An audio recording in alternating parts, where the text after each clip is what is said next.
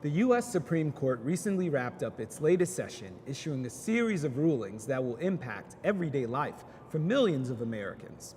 Marriage equality, affirmative action, and the Voting Rights Act all had their day in front of the nation's highest court.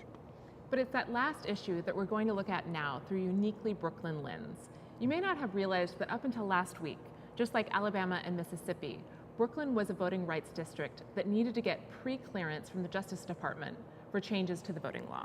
And you also may have noticed by now the Russian subtitles. Brighton Beach is Brooklyn's Little Russia, and community producer Greg Romenski is here to talk to us about the Russian-speaking Brooklynites and how they're responding to the changes. Thanks for joining us, Greg. Thank you very much for inviting me. Absolutely. So, Greg, you live in Brooklyn. How long have you been here, and have you always been here, or you came from Russia? How long ago? I came to the United States 20 years ago. I lived for 14 years in Miami, and then I moved to Brooklyn. Fabulous. And enjoyed it. So when you got to Surprising. Brooklyn, you moved to Little Russia in Brooklyn. So how are you enjoying that?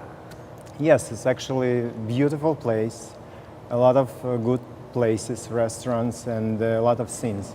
Not only in Brooklyn particularly, but I love New York. But Brooklyn is the first among equals, Yes, right? yes. All right.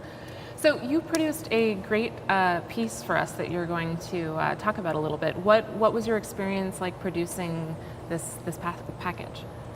Yes, I'm very honored to be part of Brooklyn Public Television. I have my show. It's called Victoria Stars. It's about ordinary people, show about places, ordinary people, and we interview people. My last show was Marty Markowitz. It's a good To guy. name Love of that two. guy. Yeah. So I was actually very happy to be approached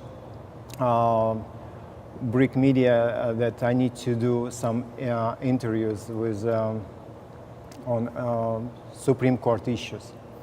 So I don't know much about it, politics. So I decided to going to the right sources, which I found two great people, great community leader in Russian community, and they both run for public office.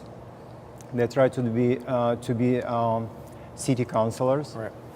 So it was very interesting to hear details from them directly, without me interpreting something that I don't know much about it.